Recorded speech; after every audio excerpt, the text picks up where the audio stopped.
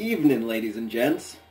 I've got a good one for you tonight, but before we even get into it, please do me a favor and hit that like button, or even subscribe if you can, because that'll really help me to keep bringing the best quality video that I can for you guys, alright? Also, a little word on that team that I mentioned that I was building for this week's videos. I kind of feel like I need a little bit more time to build a quality team, so I'm just going to use a team that I had in my box and already built and ready to go. It's a tailwind team too, it's pretty cool. So, now that we get into it, I feel like I've been facing people that haven't really had too much of conventional leads, so I'm not really sure, or I wasn't sure what he was going to go with. So my thinking was that I was just going to lead with my bronze on, so that way I'd be able to get my screens up as quickly as possible.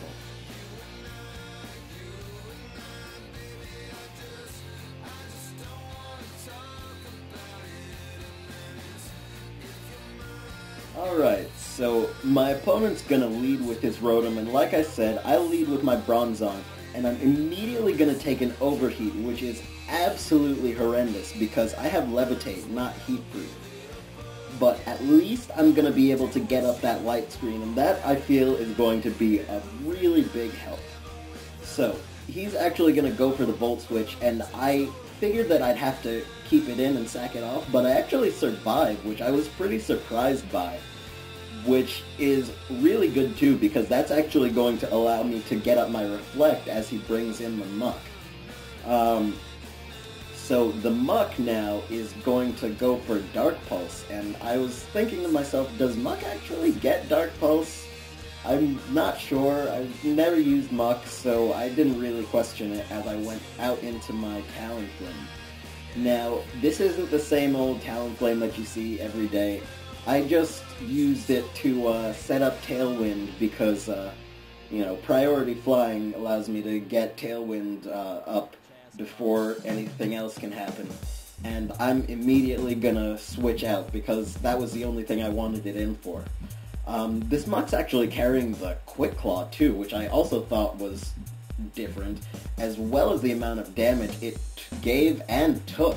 And no wonder too, because it actually turns out to be Zoroark. And so that's going to affect my switch as I go out into my Nidoking.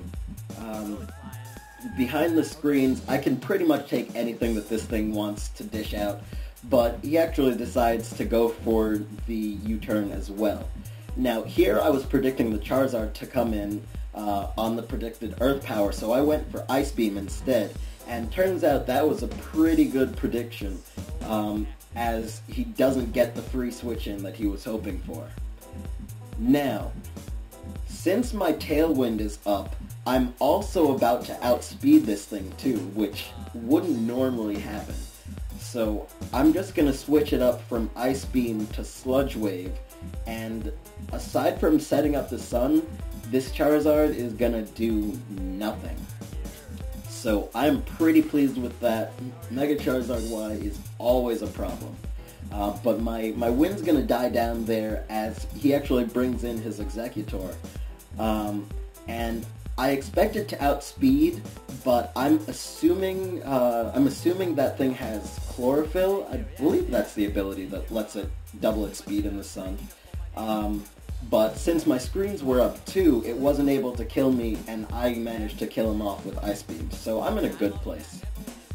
So Muck comes back out, or really Zoroark. I can tell because of the damage I've done to it. You're not fooling me anymore. So I go out into my Whimsicott because I'm gonna resist the Dark Pulse.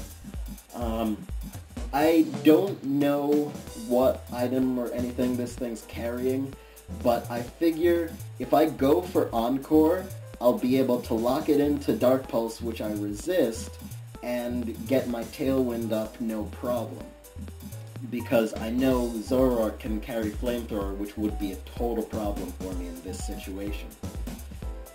So, now that he's locked in, like I said, I'm just going to set up my Tailwind again.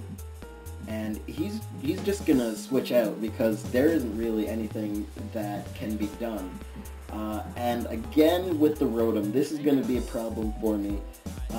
But then I realized, since the sun is fading, the overheat's not going to be as powerful as it would have been.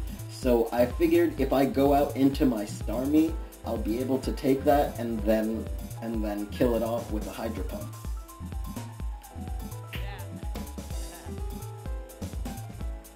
So now Starmie comes on out, and just like I predicted, there's the overheat, and it does enormous damage, actually. Well, yeah, it does more than I'd like it to. But of course, I missed the Hydro Pump. He's just gonna go for Volt Switch, and that's going to take my Starmie down. I don't know what it is. The other Starmie is more accurate, I guess. But, yeah, so he goes out into Togekiss, which is absolutely a problem. Now, people might be questioning the switch in here, but I figured if I Mega'd straight away, I've got the Tailwind up still. If I go for Rock Blast, I could potentially take it out. So that was my plan. I hit the Rock Blast, which is good, but on seeing that first one, I think it's not going to do enough damage to kill, and I'm going to lose my Heracross. But that fourth one there crits, which was absolutely crucial because that last one is able to take down the Togekiss, which was a complete weight off my shoulders. And again, just in time because the Tailwind dies down. But seeing as how I have no more Tailwind, I'm not confident I'm going to outspeed this thing. So I actually switch into Nidoking because that was the, at this point in the battle, Nidoking was the least useful thing on my team. So, now that Nidoking's down, I'm just going to go back out into Whimsicott so that I can set my Tailwind up one more time. Because I'm using slow attackers, so I need the Tailwind to be up so that way I can take them out. I'm actually kind of surprised that he went for Volt Switch as opposed to Overheat, but either way, this time the real Muck comes in, and I'm thinking I should be able to live any hit that it dishes out with my Heracross. So I just U-turn out, just get a little bit of damage off, go into Heracross, and he's just gonna go for the Gunk Shot, which does a lot more damage than I expected, and he gets the poison, so it's not good. But I'm not playing around right now. I go for the Earthquake, and that is immediately going to decimate the Muck. There was no way that it was going to take a super effective Earthquake from Mega Heracross. Not going to happen.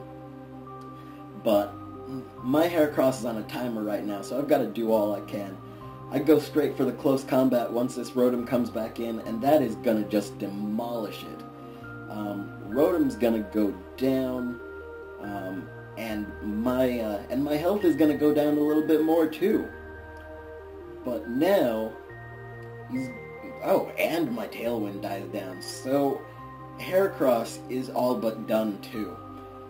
So I just leave it in as the Zoroark comes back out. And at this point, Zoroark is the last thing that my opponent has, and I still have Whimsicott and Talonflame, my two Tailwind setters. Now, I went for the Tailwind here just because I wanted to make sure that if something happened that like if the Quick Claw activated, right, that's what it had. If the Quick Claw activated, that I would be able to outspeed it with Talonflame and kill it. But I suppose I didn't need to do that. But either way, that's the battle, and it was a pretty good one if you ask me. Thanks for watching. If you enjoyed, please leave a like or even subscribe because I'm definitely going to continue to bring more videos. And also, I kind of want to know if you have an opinion at all about what type of team I should build next, or or anything that you might have seen as far as misplays on my or my opponent's part goes. Anything. I want to hear from you guys, because I feel like if I get your feedback, that'll make me not only better at making the videos and such, but also at battling, which of course will make for more entertaining videos. So yeah, thanks again. Peace.